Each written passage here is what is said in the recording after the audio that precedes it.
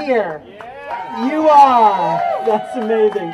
That's right. Thank you for turning that narrative on its head. And we want equal protection and due process and liberty, not just on sunny days, but on rainy days too. And you're out here making sure that that's the case. Without further ado, I want to introduce you first to my co-organizer, Jake Falaschini. Hello, thank you so much for coming. A huge thanks to the Center for American Progress, who has been our partner, Constitutional Accountability Center's partner in all of this.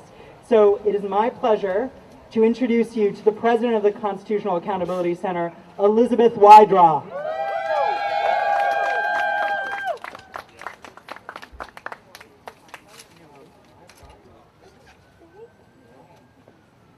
Thank you so much. And Praveen Fernandez, thank you for that great opening. We do care about the Constitution, not just on sunny days, but on rainy days. We're not going to let a little drizzle stop us. No. We, the people, are reclaiming our Constitution. And I want to thank you all for being here today, especially with the rain.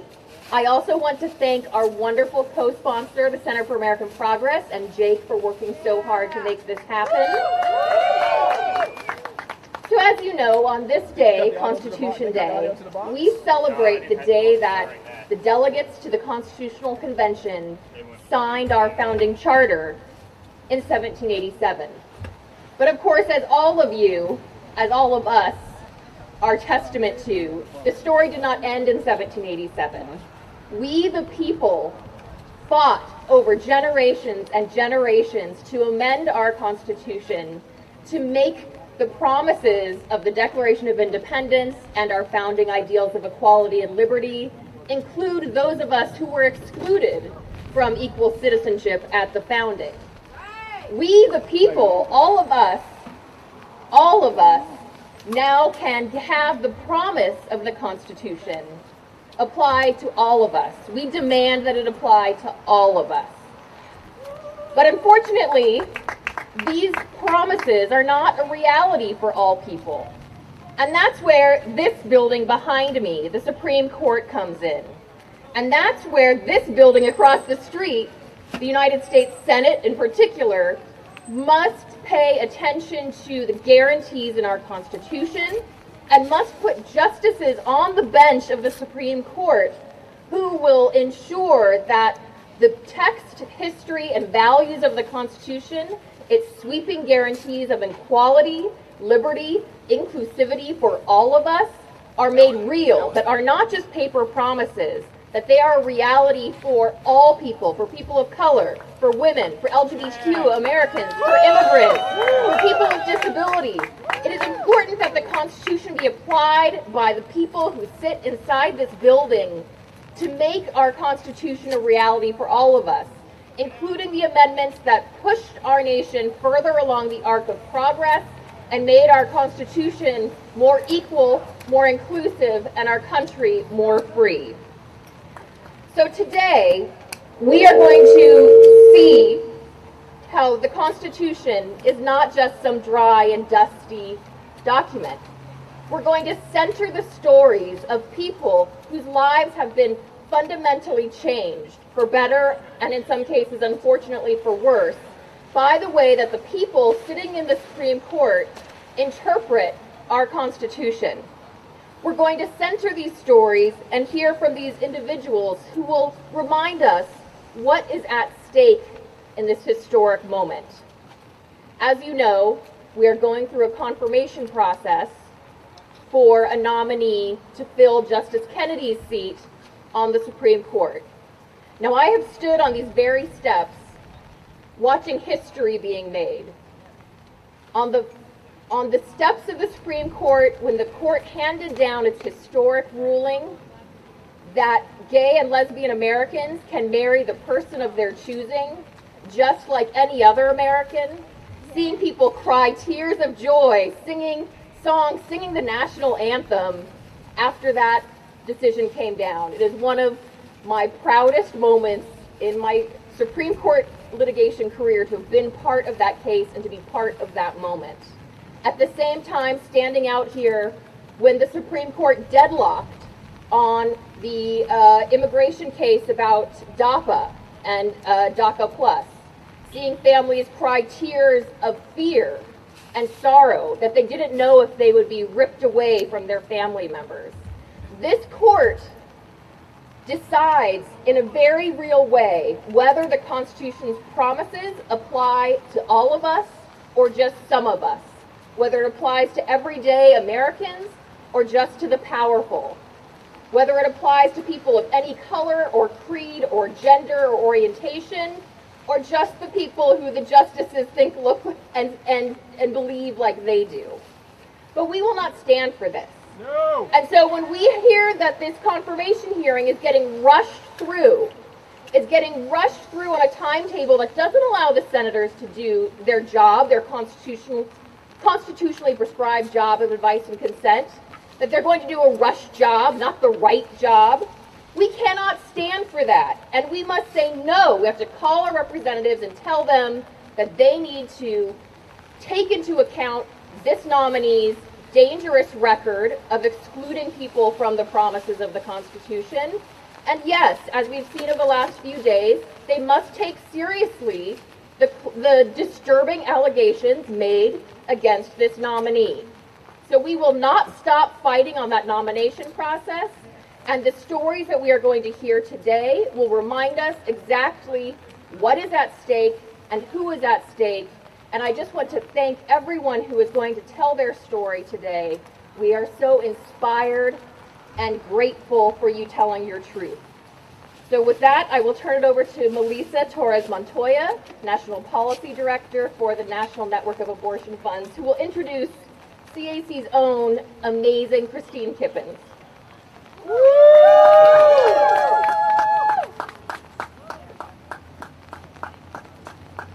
Hello everyone, my name is Melissa Torres Montoya and I'm the Policy Director of the National Network of Abortion Funds. The National Network of Abortion Funds builds power with our 70-member abortion funds in 38 states to remove financial and logistical barriers to abortion access by centering people who have abortions and organizing at the intersections of racial, economic, and reproductive justice. We envision a world where every reproductive decision, including abortion, takes place in a world where every reproductive decision, including abortion, is in thriving communities that are safe, peaceful, and affordable. We also envision a world where all people have the power and resources to care for their families and affirm their bodies, identities, and health for themselves and their families in all areas of their lives.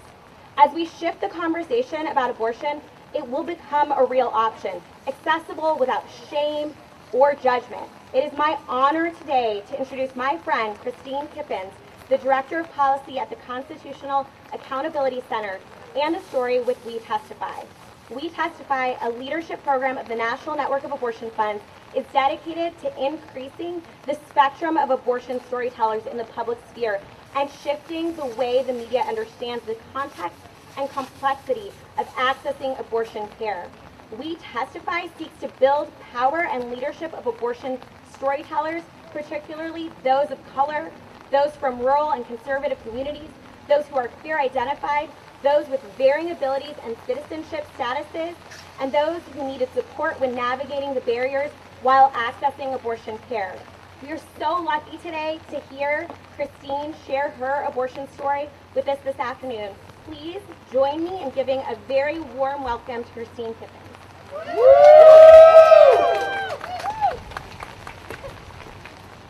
Well, thank you, Melissa. Thank you to the Constitutional Accountability Center, the Center for American Progress.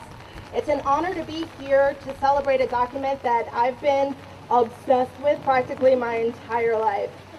Maybe not for this crowd, but usually people are kind of weirded out that I would love and be interested in the Constitution since childhood, but it's true.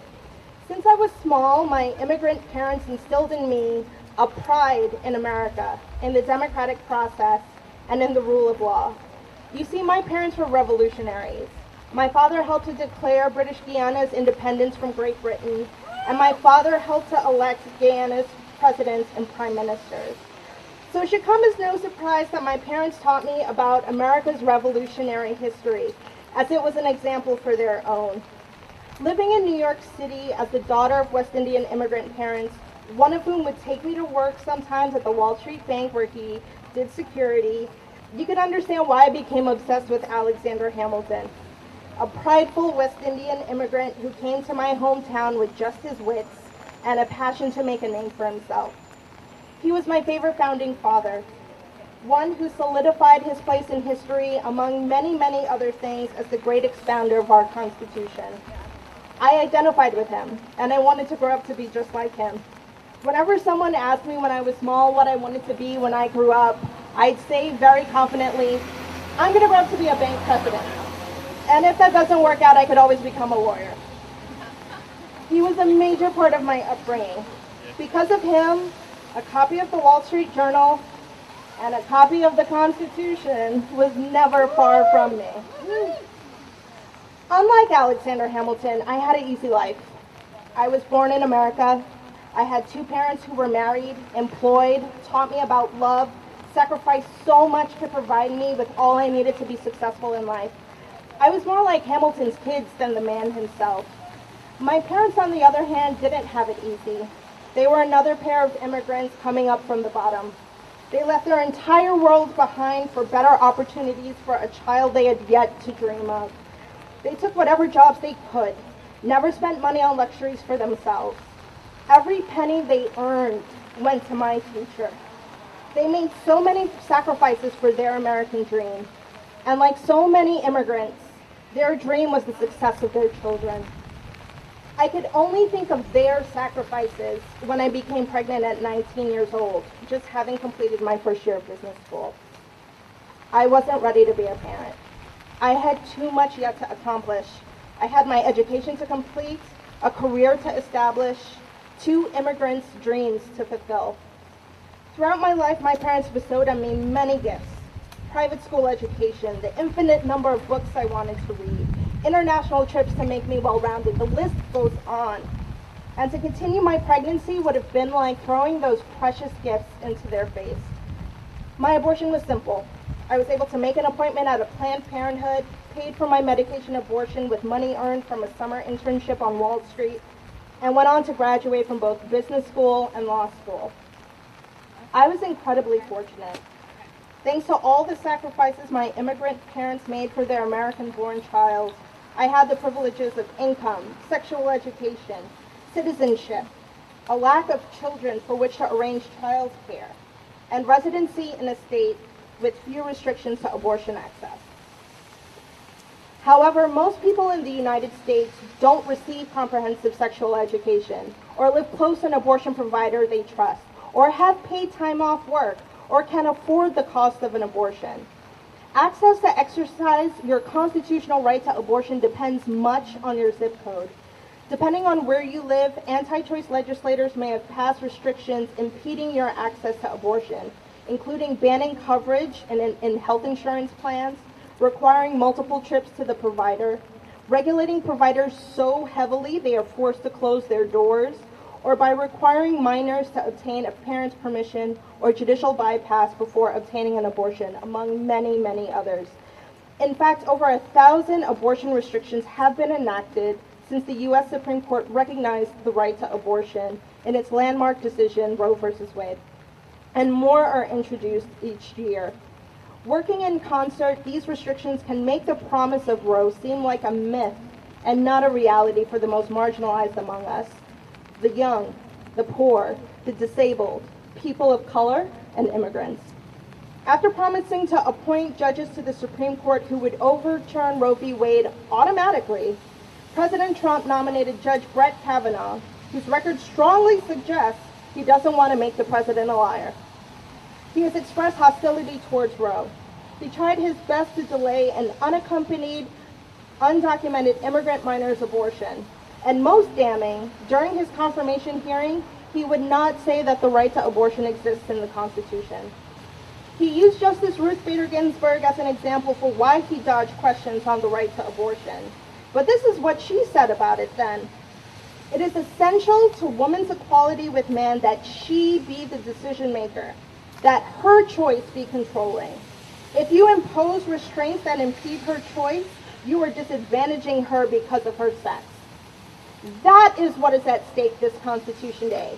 That is what is at stake with the Supreme Court battle. The ability to have the control over one's own body, to exert self-determination, to have equal citizenship, to be able to provide for and nurture the families we have, to fulfill our ancestors' dreams, to achieve our own.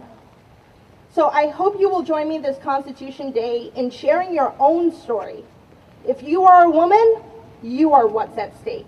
If you are queer, you are what's at stake.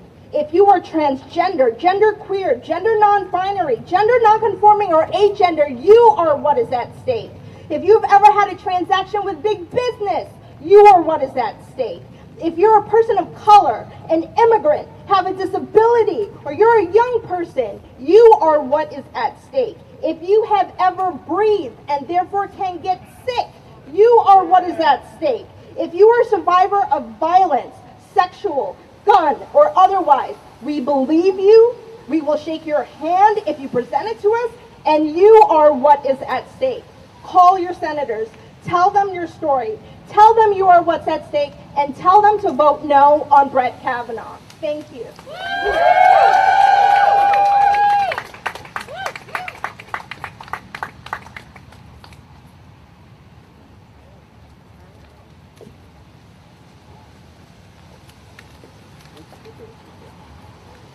Hi, everyone. Thank you for being out here in the rain to celebrate this Constitution Day. My name is Serene Shabaya.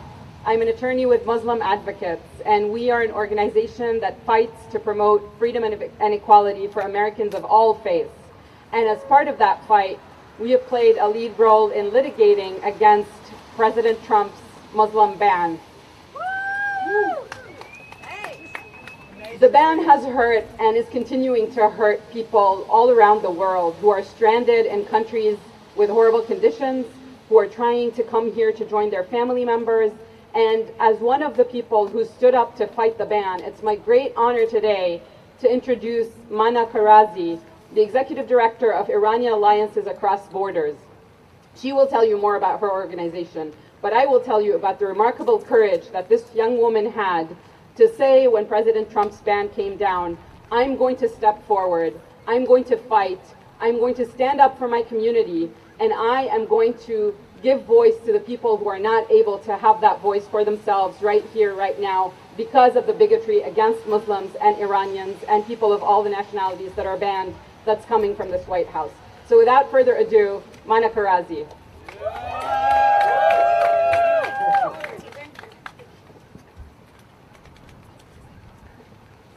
Thank you for having me here today. I work with a generation of young Iranian Americans, mostly second and third generation, that were born in this country. I myself am not. I am a naturalized citizen. I was born in Iran and I moved here as a very small child. Over the past several months, I've been contacted by multiple people, last week included, who are Iranians who are suffering from cancer and facing a very terrible battle during this ban. And each time, I'm unfortunately unable to help them. I couldn't help the woman who contacted me last week, just like I couldn't help my uncle, who died in May, and whose last conversation with me was about the fact that he will never be able to visit me with this ban. We couldn't help Mahmoud Salem, a Yemeni American, an American citizen who was separated from his family and who faced no more choices and unfortunately died by suicide, the first documented death as a result of this ban. We are facing a terrible time, and as an Iranian, I'm brokenhearted for the thousands of people whose stories I've heard, who have been separated from their families, from their spouses, who are living in a state of perpetual lack of clarity during this time across the sea and other countries. I also, though, as an American, am incredibly ashamed. And I think that right now, looking at what's happening, it's a very dark chapter in our history. And it's a chapter that we're going to be judged for. We are facing a time when, right now, we're talking about a nominee. And when we lost the battle over Scalia's successor, that changed the fate of my community. It's a battle that we can't give up and we can't compromise because of the very many people's lives who are at stake at this very moment. And unfortunately, It's a battle that I think our generation is going to be judged the most for. I am confident that this ban will be repealed. I am confident that one day my cousins can come and visit me in this country. But I know for a fact that we are going to be judged by how long that battle will take. Is that going to be something that our generation can stand up and do soon? Or is that something that we're going to have to face in the history books? Is this something that we're going to have to answer to generations in the future when they ask us what we did at this moment? It's a very dark chapter. The Constitution is a document that I, as a young immigrant child, grew up reading and believing in and having hope for. A part of my American identity is very much about hope. But it's a document that has only been upheld by the generation of people. It's the same document that promised rights but not to women. It's the same document that valued African Americans as 3/5. It's the same document that every time there was a dark moment when it didn't include someone, the people at that moment stood up and changed it. And I wonder, even in a moment like now with such a small group of people, what that battle is going to look like for us in the future. I stand up here because I have a citizenship and I have a passport that guarantees that I'm okay and I can be here. But I stand up here for the millions of people who can't, for the people that aren't even allowed to be in this country to share their story with you. We're invisible right now. And as we face the many threats to our rights, and I know there's so many and we feel like we're being attacked on all sides, I need you to also see my community and to understand the communities that have already been banned, because that shouldn't have happened. That's not something that I grew up ever thinking it would. And that's something that we are going to have to answer for. So please keep us in your hearts and remember us and stand with us and keep fighting and contact your members of Congress. And remember that we haven't given up the fight, so you can't either. But if we continue this fight without you, we're going to continue to give up more and more rights. So please keep us in your mind as well. Find out how you can help us, because there are ways in which you can help us that I can't. And for the young people I work with, seeing you fight for us, seeing you stand with us is all I can offer them at this time. I give them hope, but what I do won't be very much without you. Thank you.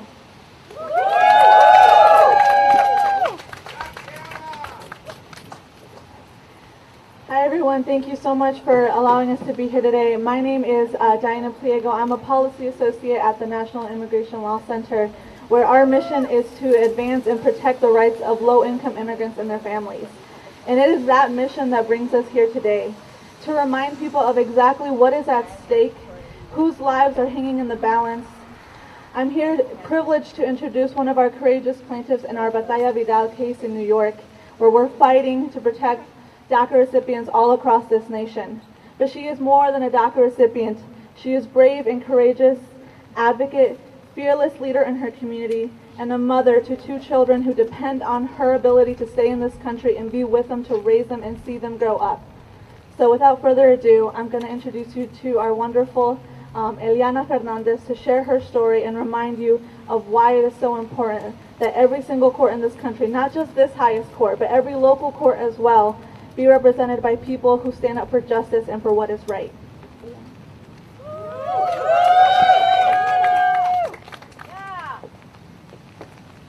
Good afternoon, everyone. My name is Eliana Fernandez. I am 30 years old. I am from Long Island, New York. I currently work at Mixterborough, New York as an advocate on a legal team. I came to the United States when I was 14 years old. I've been here ever since.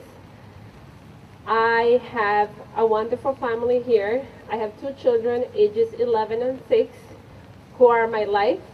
Everything that I do and everything that I am is because of them. Before 2012, before DACA was announced, there were a lot of things that I wanted to do, but unfortunately I wasn't able to do because of my status. There were a lot of limitations to the things I want to pursue, to my dreams, to my education. But all of that changed in 2012 when President Obama announced DACA. After DACA was announced, my life completely changed for good. I was not only able to graduate from college, I was able to provide emotional and financial stability to both of my children. After a year of graduating from college, I was able to purchase a home where they can grow and thrive. Everything was going so well. I became out of the shadows. I became a voice for those people in the community who were afraid to come out as undocumented people. I became so eager about fighting for immigrant rights, about bringing the voice for those who couldn't be heard or were too afraid to come out of the shadows. DACA provided me a platform to fight for my family, to fight for my community. But all of that changed September of last year, when this administration tried to end DACA. When they announced that DACA was ending, I was crushed. I was devastated. I cried for days and nights, not knowing what was going to happen to me, my family, my community. I was so afraid that I was going to be taken away from my children. I was afraid of not having a job and not being able to support them. I was afraid that I was not going to be able to be with my family. I went through a lot during the past year. This administration not only has caused me emotional but also physical damage with all the things that they have done against the immigrant community. But all of that changed when I was asked to join a lawsuit against the Trump administration for unlawfully ending DACA. That lawsuit changed my life in many, many different ways. I went from being so paranoid and being so afraid about losing DACA to seeing many people from across the country, different counties, different cities, coming out to support us and to show us that we weren't alone, that I wasn't fighting alone. There was a whole community behind me, protecting me, holding my hand, telling me not to give up. This lawsuit gave me confidence. It empowered me. It gave me the energy and the power that I need to keep going. I couldn't be more afraid than I already was from last year. But more importantly, it allowed us to continue the fight. I felt different today and more empowered than ever because of that lawsuit, because it changed my life. Thanks to the injunction in our case, as it was in the case of California, I was able to renew my DACA this past July. Although it's just a temporary release, it means a lot to me. It means that I can continue to be with my children and my family for another 2 years. And that's why it's so critical that we have a strong Supreme Court that will do the right thing by deciding on our case, because there's so much that is at stake. There's human lives that are at stake. It's our humanity that is at stake. We need a permanent solution. There's a lot more work to do, but we won't give up. I'm not ready to give up. There's so much that needs to be done to protect all undocumented people, not just DACA recipients, but also our parents, TPL holders, the Muslim community. There's so much to be done still for our people. And that's why it's critical that we have a strong Supreme Court that favors our case so we can move forward and get the permanent solution that we so desperately need. Thank you so much.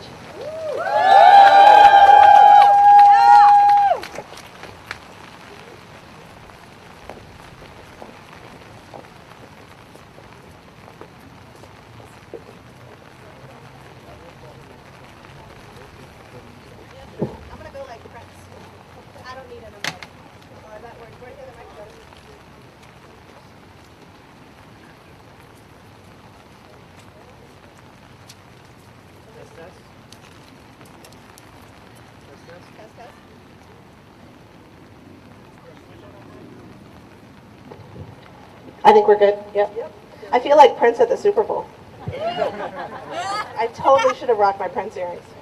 My name is Rebecca Coakley, and I have the pleasure of being the director of the Disability Justice Initiative at the Center for American Progress.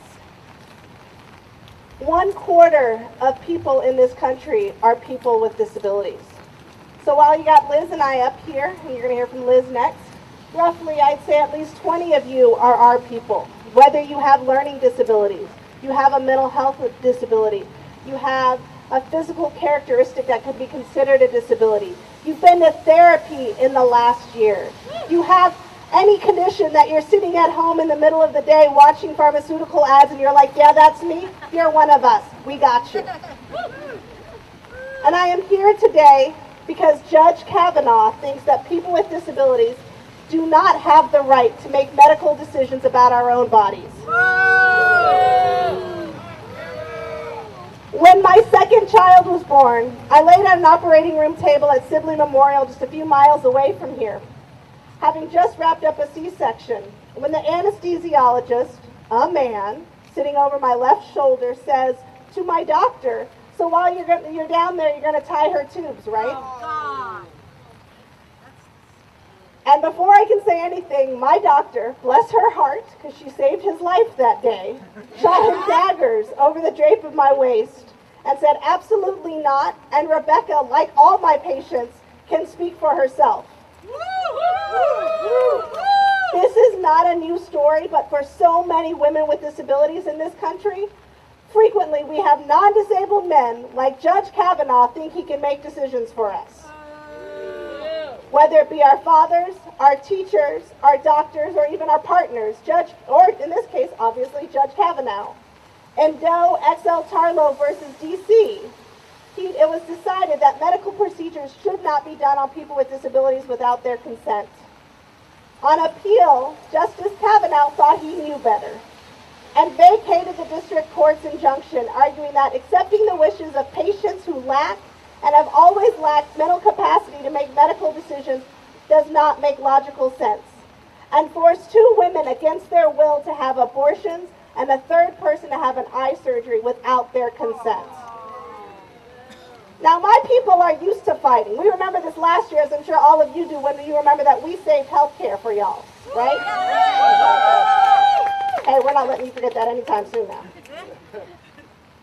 But we always fight to preserve access to our bodies. Going back to Buck v. Bell, which legalized the sterilization of disabled people under Justice Oliver Wendell Holmes, citing 3 generations of imbeciles are more than enough, to the recent sterilizations of black disabled women in prison in the state of California. Every day that we're here, every day that Liz and Tia and I stand here is a fucking revolution.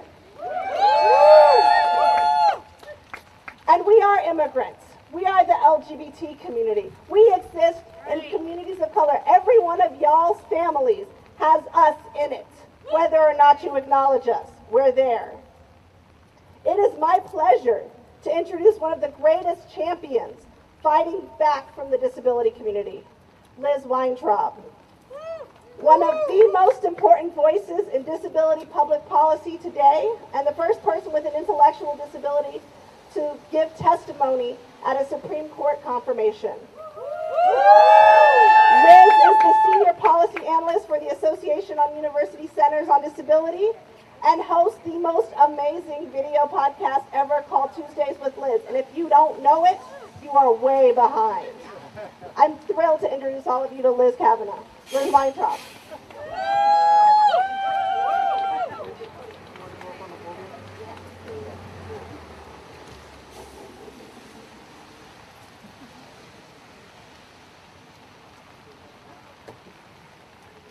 Thank you. Hello. So rain won't stop us from raising my voice and my concern about the confirmation of Judge Kavanaugh to the Supreme Court, and I hope you will join me. This rally is about Constitution, so let's talk about the Constitution for a moment. Our Constitution, it began with "we the people." We know that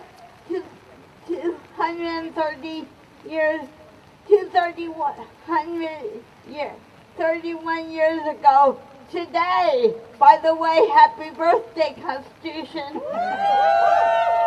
All did not mean all.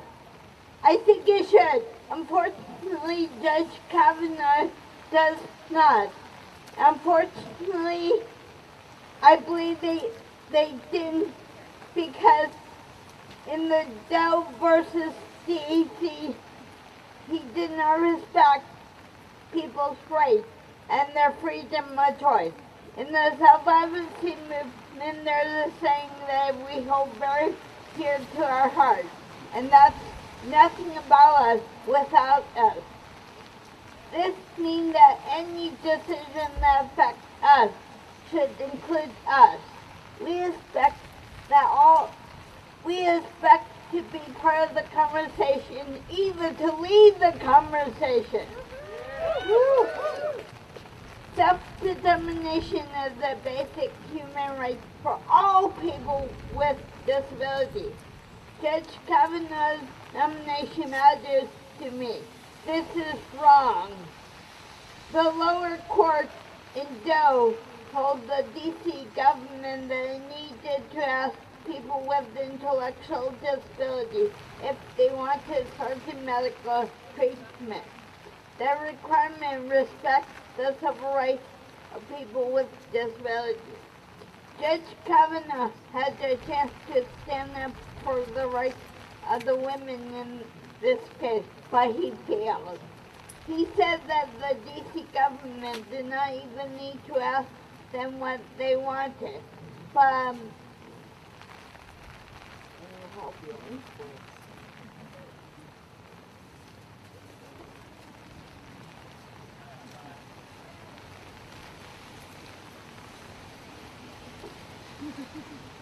sorry, a commercial.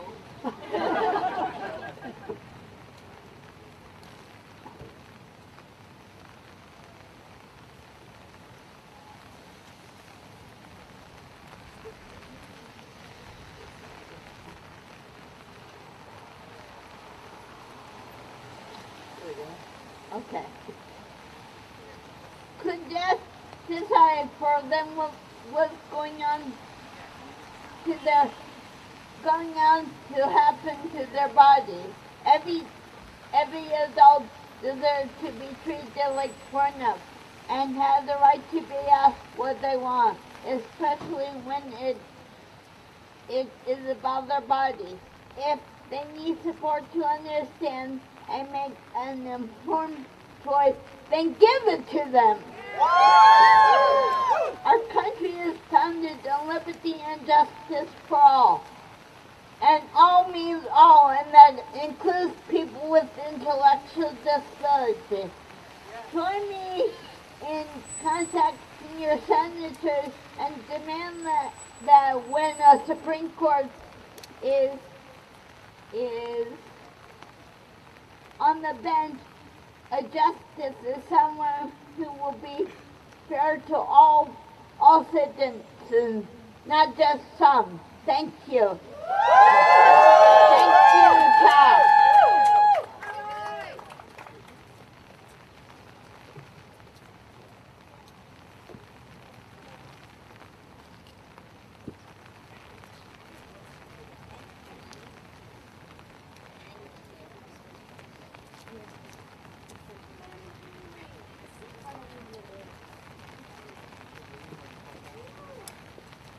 Hi, I'm Ben Smith. I'm 10. Me and my mom here and the rest of my family are all little lobbyists. We try to fight for health care so my older sister can make it through an ordinary day.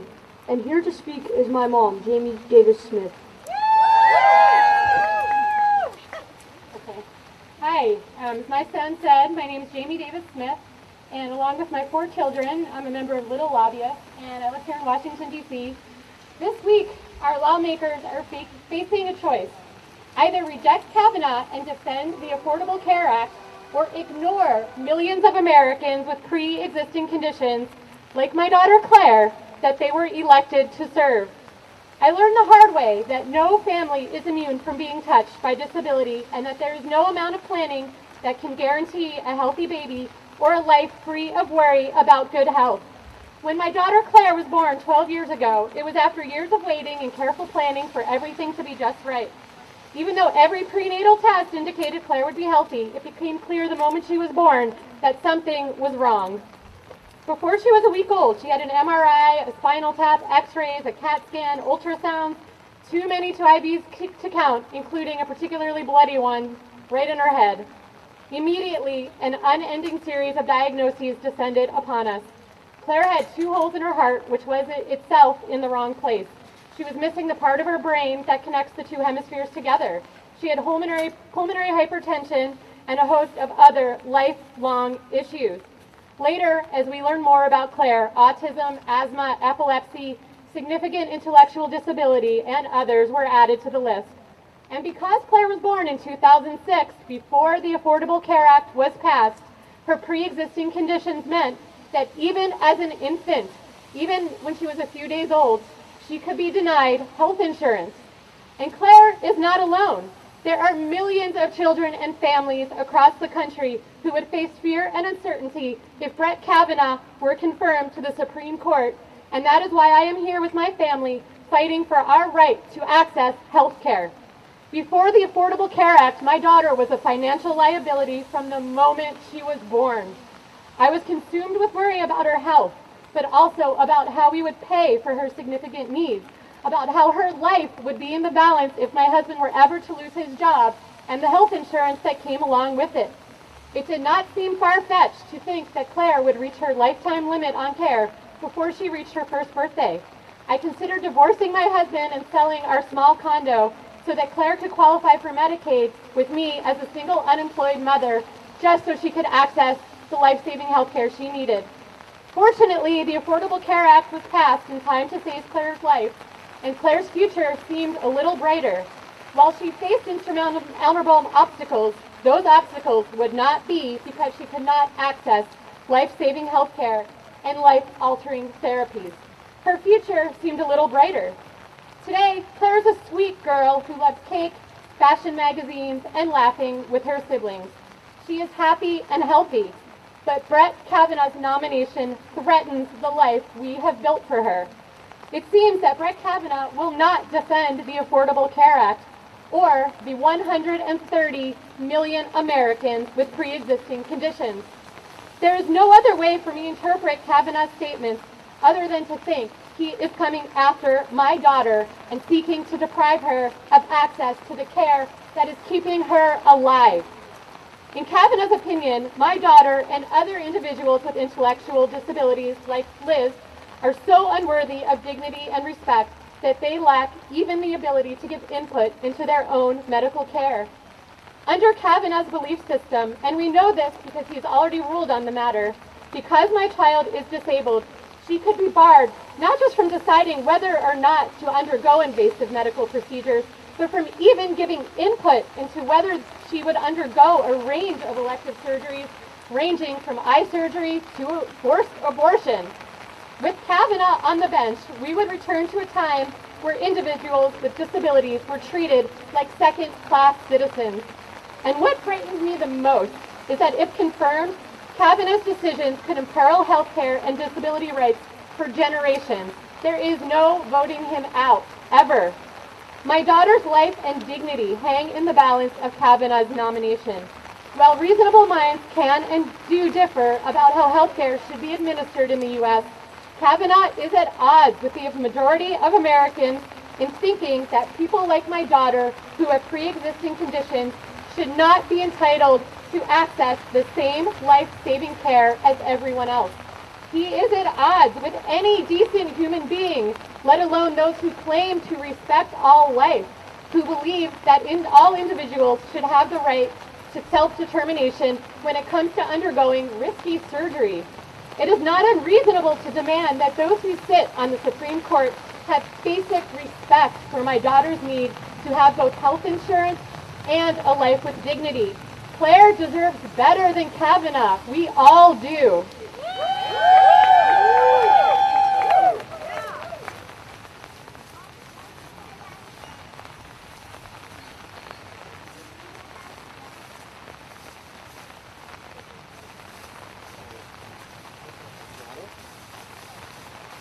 So you might know her from her amazing advocacy on behalf of children and families, but perhaps her most notable advocacy came that she was doing on behalf of her own family. I'm proud to introduce you to an advocate and a friend, Chris Perry.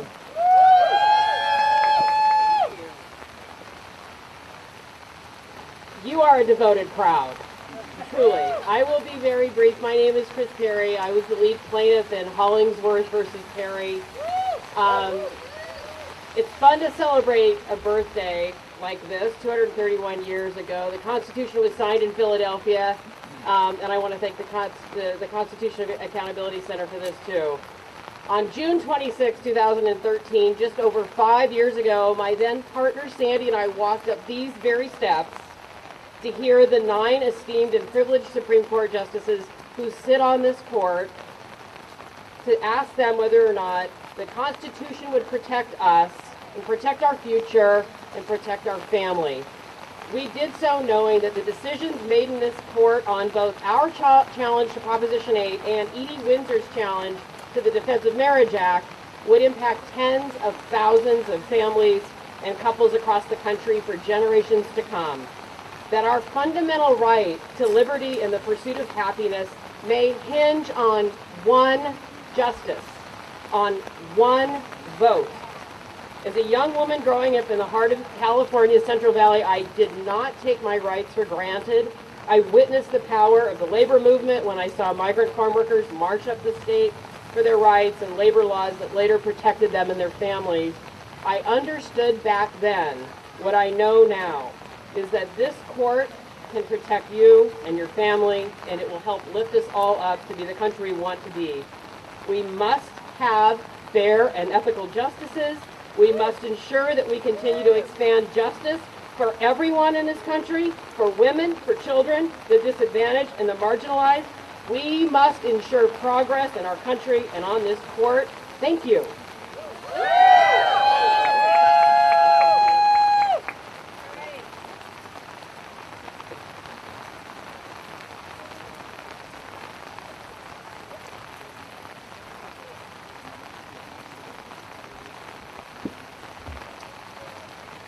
Hello, everyone. You know, a bigger umbrella would be nice. Thank you very much. My name is Harper Jean Tobin, and I am with the National Center for Transgender Equality. Transgender people have depended on the protections of the Constitution ever since the courts first struck down criminal laws against cross-dressing in the 1970s. I bet some of you didn't know that. As the High Court wrote in Obergefell, the promise of liberty allows persons to define and express their identity. For trans people, the stakes today could not be higher. Before the Affordable Care Act, simply being transgender was also a pre-existing condition. Think about that. 3/4 of transgender students across the country in recent surveys reported feeling unsafe in school because of who they are. They depend on the courts to defend their rights to equal protection under the law. And half of transgender adults in NCTE's research report being survivors of sexual assault at some point in their life. Like I said, the stakes for transgender people, the stakes for all of us, as you've heard, are way too high for us to do anything but fight for the Constitution. So I want to introduce you now to a woman who I admire, a mother who loves her sons, a fierce advocate for equality. Nicola's thoughts and experiences speak to those of hundreds of thousands of young Americans who are transgender and the families who love them and worry about their chance to make it in this country and realize the promise of our Constitution. Please welcome Nicola Van Kallenberg.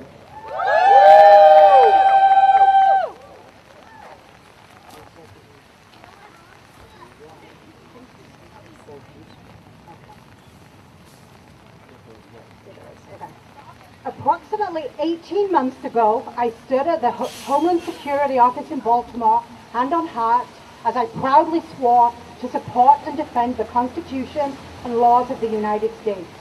After 15 years of living here in the U.S., my transgender son, James, and I were finally becoming American citizens. We were only a month or so into the Trump presidency, and at that time I had no idea of the impact this presidency would have on my son's right to exist. I'm here today because this administration is a serious threat to the Constitution I swore to defend that day. The 5th and 14th Amendments guarantee the equal protection of all citizens under the law, regardless of their gender identity. The Trump administration, many of its recent judicial appointees, and Brett Kavanaugh as Supreme Court Justice are the biggest challenges to those protections my adopted nation has seen in a very long time. James came out when he was 12, while we were living in West Virginia. He was the first out trans student at Shepherdstown Middle School, and despite having a supportive family willing to advocate for him, he was quickly ostracized at school by students and staff. He was prevented from doing PE because parents did not want him in the boys' locker room. He was forced to use the bathroom in the nurse's room at the other side of the building, and pretty soon it was either be late for class or deal with yet another bladder infection from not using the bathroom all day. Sadly, James began to feel like a second-class citizen, and he started to withdraw. Bullying increased, his education suffered, and he stopped attending school regularly. To be honest, it's a miracle he made it through middle school at all. Many transgender students do not. At that time, 6 years ago, families like ours had a few options in order to seek justice for our children at school. Like many families, though, we chose to relocate and try our luck in a more LGBT-friendly state, and James started high school 30 miles up the road in Frederick County, Maryland. There he was met with a lot more affirmation, and although bullying was still very much an issue, for the first time he actually began to thrive at school. After the Title IX guidelines were rescinded last year, he even went on to lead the fight to pass one of the most comprehensive Board of Education policies protecting trans students in the nation. Not all students live in school districts that have specific policies addressing transgender and gender non-conforming students, however. Fortunately, up to this point, however, federal courts have consistently upheld transgender student rights to be their authentic selves at school, but I am terrified that this could change if we have an ultra-conservative like Kavanaugh on the Supreme Court. If he cannot use the bathroom at school as his authentic self, and his access to public education is threatened by the decisions of the Supreme Court, it would be tantamount to saying that children like James are second-class citizens at school. I'm not only worried about schooling for students like James. Access to healthcare for transgender people is also at risk. Even though we live in Maryland, we have struggled to find affirming healthcare for him, and that has, at times, come close to being life-threatening. For example, one time the ER doctor refused to treat James until we agreed to a DNA test to prove he was really a girl. Instead of examining him, the doctor attributed the symptoms to confusion about gender and was convinced James would be well again if he was shown he was biologically a girl. We had arrived at the ER scared and panicked, only to have James's identity invalidated by a doctor that told us he doesn't believe in children being trans. Of course, we refused to submit James to such a humiliating and medically questionable procedure and pushed for another provider. But my child's well-being should never ever be at the mercy of a professional's personal and religious beliefs. Trump has made it very clear that his Supreme Court pick would vote to dismantle the Affordable Care Act, returning us to a time when being transgender was a pre-existing condition. We cannot go back to the days of the trans exclusion when trans people were denied life-saving care, charged more, or denied health insurance altogether. Nor can we have a Supreme Court that will rubber stamp a hospital refusing to treat a patient like James in the name of religious beliefs.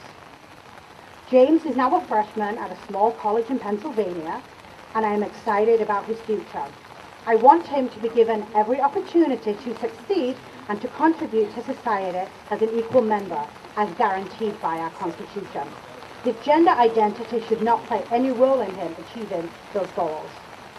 Right now, the Supreme Court will grant cert in the case of Amy Stevens, a transgender woman who was fired from her job after 6 years when she came out as transgender.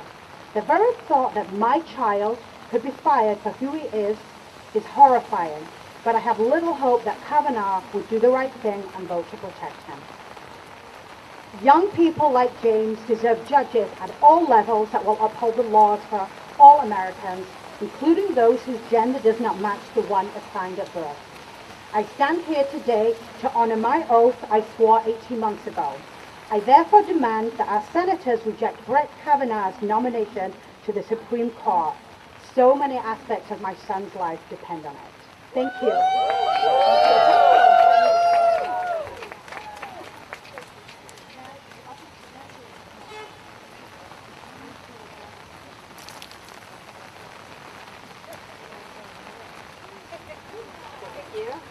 Happy Constitution Day, and thank you to the Constitutional Accountability Center and the Center for American Progress. I'm Lena Zorenstein, the Fair Courts Campaign Director at the Leadership Conference on Civil and Human Rights, a coalition of more than 200 national organizations working to build an America as good as its ideals. Thank you for showing up to defend the Constitution. One of my favorite parts of the Constitution is Article 2, Section 2, the part of the Constitution that gives the Senate the immense responsibility to advise and consent on the President's judicial nominees. And in that spirit, I am here to say no to Brett Kavanaugh on the Supreme Court. And as we are hearing today, courts matter, and there is simply too much at stake. But I'm also here because I have the great privilege to introduce a woman who has shown up in the fight for justice her entire life. In the 1960s, Mary Beth Tinker wore a black armband to her middle school in protest of the Vietnam War. The local school board tried to silence her and the students' protests and suspend those who dared to speak out. But they held their ground, and the case made it all the way to the Supreme Court. And in their landmark decision, the justices affirmed students' right to free speech in public schools. But Ms. Tinker's legacy does not end there. She has dedicated her entire career to helping young people as a pediatric nurse, and she has spent decades inspiring people like me and educating students about their rights. Ms. Tinker understands something fundamental to America. Young people have always led the fight for a more just and fair nation. That is true of our long history, and it is true today as young people march for Black lives, gun safety, and protection for dreamers. We're grateful to Ms. Tinker for championing the power of young people across America, and we're thrilled to have her here today. Please join me in welcoming Mary Beth Tinker.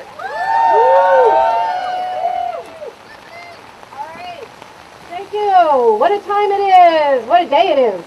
Okay, for democracy and for our Constitution, mighty times. As a student told me recently, I mean, you have to hand it to these so-called founding fathers, a group of slaveholders who got together and came up with the idea of equal justice under law. Ever since, all of us have been taking it towards that place, towards the ideals. And young people have had a big part in doing that. So here's to young people who are out today and who are all over the country speaking up and standing up for the rights of all of the people who have spoken here today. It's so good to be with all of you. Here's to the Constitution, and here's to equal justice under law. Thank you. By the way, D.C., we don't have senators. We don't have representatives. So let's remember that. We need statehood. We'd like to call our representatives, but we can't yet. Thank you.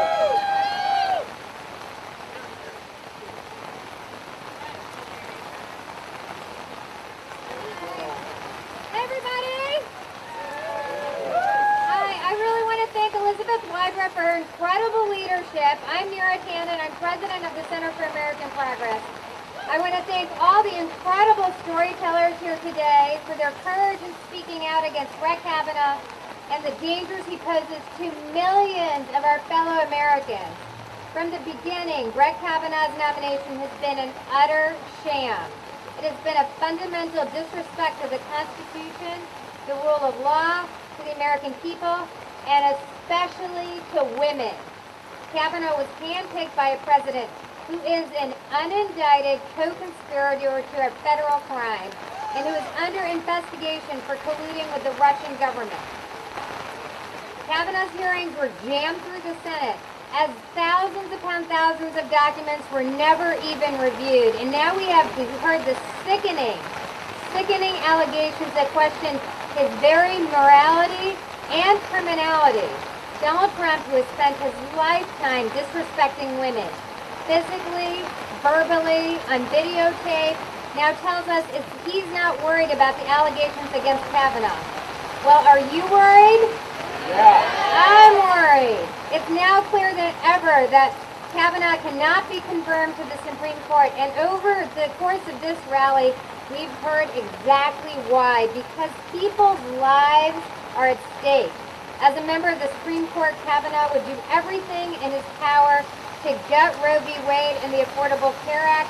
And time again, Kavanaugh has also proved they will side with conservatives against innocent people that they see only as the other, whether they're people of color, people with disabilities, people who are gay, lesbian, bisexual, or transgender, people, women who need the right to choose. Despite what Brett Kavanaugh believes, every single person, no matter who they are or how they're born, deserve equal treatment under the law. So today, as our country honors the document which established the foundation of our government, we, the people, have gathered together to defend our very democracy. To put it simply, the Kavanaugh nomination puts our Constitution in crisis. And that is why it is vital that we stay vigilant over the next minutes, hours, and days to ensure that we stop Brett Kavanaugh. I want to thank you all for standing up with us today. And I hope you'll join us for another rally that's just about to start in this fabulous weather. And thank you for keeping up the great fight. Thank you all very much.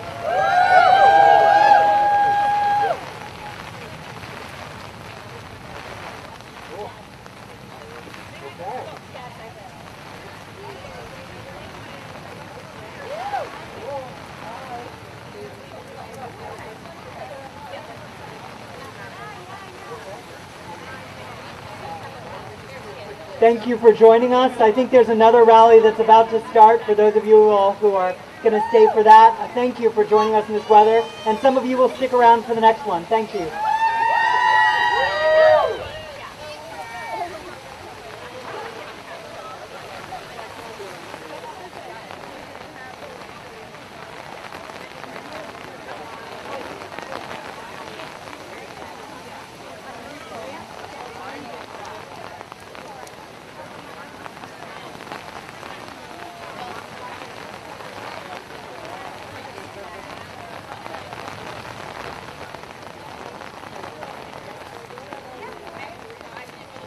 Hi, friends.